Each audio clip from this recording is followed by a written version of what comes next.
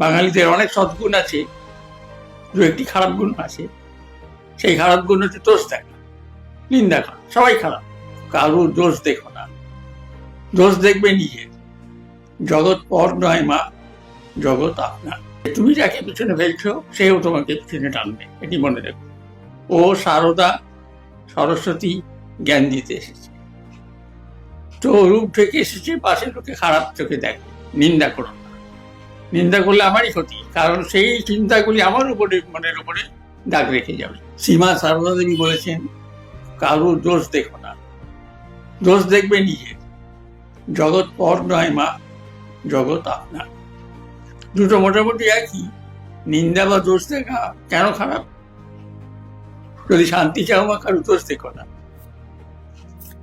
খারাপ এই জন্যে যে প্রত্যেকটি চিন্তা আমাদের মনে একটা ইমপ্রেশন ফেলে দেয়, দাগ দেখে যায়, এবং সেই sum total of all this thoughts will be reflected in my mind. আমার সেটাই গঠিত হয়ে যাবো। আমি একটি একটি করে খারাপ দেখতে দেখতে লোকে আমি খারাপ হয়ে যাবো। কীটক ভ্রমরত্যায় করব। সেই জন্যে লোকের ভালোটা দেখতে হয়। ভালো দেখতে দেখতে, চিন্তা করতে করতে আমি ভালো হয়ে যাব। এটি হচ্ছে খুব একটা সিক্রেট। কেন করবো না? সমাজ চালাবো কি করে? সমাজ এইভাবেই চালাতে হবে। যদি উন্নতি করতে হয় এইভাবে। আমাদের বাঙালিদের অনেক সদ্গুণ আছে, দু একটি খারাপ গুণ আছে। সেই খারাপ গুণ হচ্ছে দোষ দেখা, নিন্দা করা। সবাই খারাপ। তার ফলে এখন কি দাঁড়িয়েছি? আমরা পশ্চিমবঙ্গের বাইরে গেলেই সবাই আমাদেরকে নিয়ে হাসাহাসি করে, রিডিকিউল করে। এটি মনে রাখতে, প্রত্যেকটি জাতির একটা করে গুণ আছে, সদ্গুণ।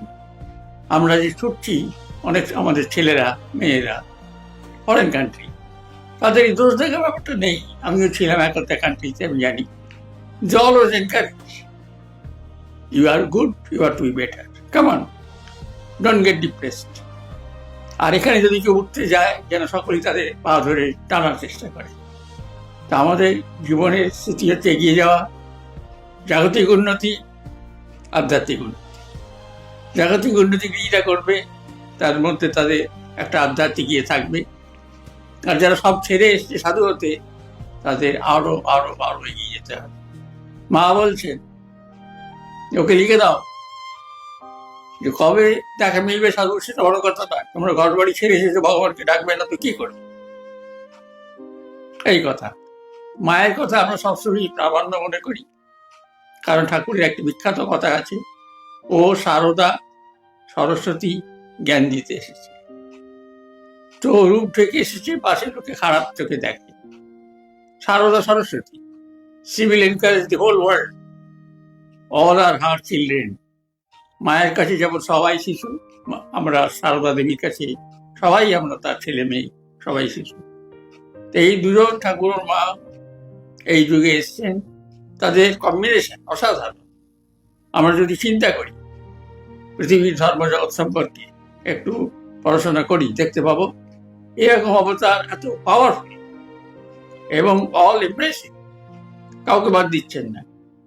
স্বামীজি তাদের হয়ে এসেছেন। স্বামীজি সকল কি বলেছেন? এগিয়ে চলো। তার মূল কথাই এটি যে তুমি যাকে পিছনে ফেলছো সেও তোমাকে পিছনে টানবে, এটি মনে রেখো। তো সেটি আমরা মেনে চলবো। আমরা তার শিষ্য শিষ্যা, তার ভাবে ভাবিত, এবং বাইরের লোককেও আমরা উৎসাহ দেবো, ওটি মেনে চলো। দোষ দেখবে না, নিন্দা করবে না। দোষ দেখলে, নিন্দা করলে সে ডিপ্রেসড হয়ে যায় বা খুব আনন্দিত উল্লসিত হয়ে পড়ে। এই যে ক্রিকেটে জিতল বিশ্বকাপ, আপনারা দেখলেন, এখনো চলছে, কি আনন্দ তাদের। এই বাঙালি একটি মেয়ে রিচা ঘোষ, তার নাম হয়ে গেছে মাহি, মানে আমাদের মহেন্দ্র সিং ধোনি। সে নেমেই 4-6 করে। তো এই তাদের উৎসাহ।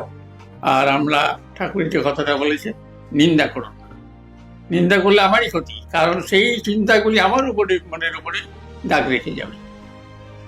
আর মা ঠাকুর যেটা বলেছে, নিন্দা করো না, ঠাকুর মা বলেছেন যদি শান্তি চাও মা, কারো দোষ দেখো। কারণ সেই একটা একটা করে দোষ দেখতে দেখতে সমস্ত দোষগুলো আমি শেয়ার করব পরে উত্তর জীবনে। এরা লীলা করে গেছেন, ওদের লীলা বলা হয় এই জন্যে যে তারা করেন না ঠিক। আচার্য শঙ্কর বলছেন ভগবত গীতা ভাষ্যে, দেহবা নিব যত ইব করব নিব লক্ষ্যতে নত শত। মনে হচ্ছে তিনি দেহধারী, মনে হচ্ছে তিনি কর্ম করছেন, তিনি জন্মগ্রহণ করেছেন, কিন্তু তিনি কিছুই করেন না। কারণ পড়ার যে ভাব সেটা তার নেই, এমনি এমনি হয়েছে। সব শাস্ত্রই তাই বলছে, বাইবেলও তাই বলা আছে। তিনি করেন, God said let there be light, and there was light.